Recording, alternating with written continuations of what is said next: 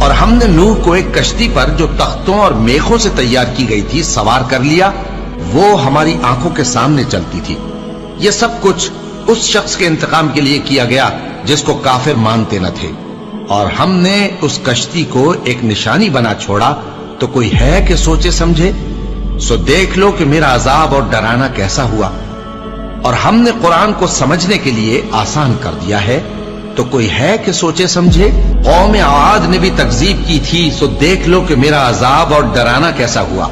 ہم نے ان پر ایک رہتی نحوست کے دن میں زبردست آندھی چھوڑ دی، وہ لوگوں کو اس طرح اکھیڑی ڈالتی تھی گویا اکھڑی ہوئی کھجوروں کے تنے ہیں۔ سو دیکھ لو کہ میرا عذاب اور ڈرانا کیسا ہوا۔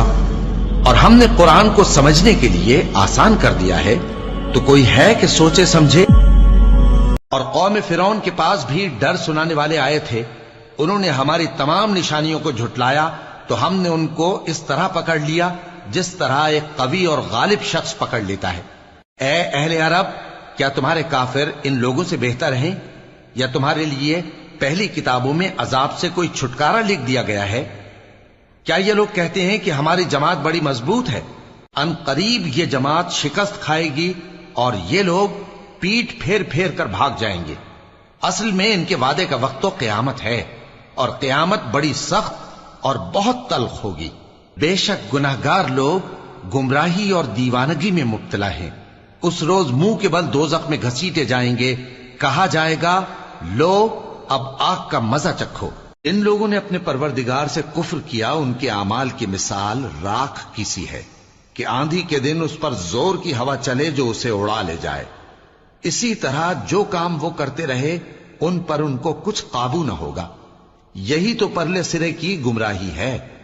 کیا تم نے نہیں دیکھا کہ اللہ نے آسمانوں اور زمین کو تدبیر سے پیدا کیا ہے؟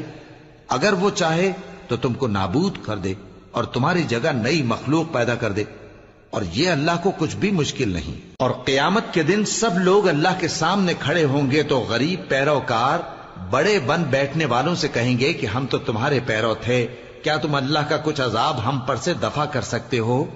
وہ کہیں گے کہ اگر اللہ ہم کو ہدایت کرتا تو ہم تم کو ہدایت کرتے۔ اب ہم گھبراہٹ ظاہر کریں یا صبر کریں؟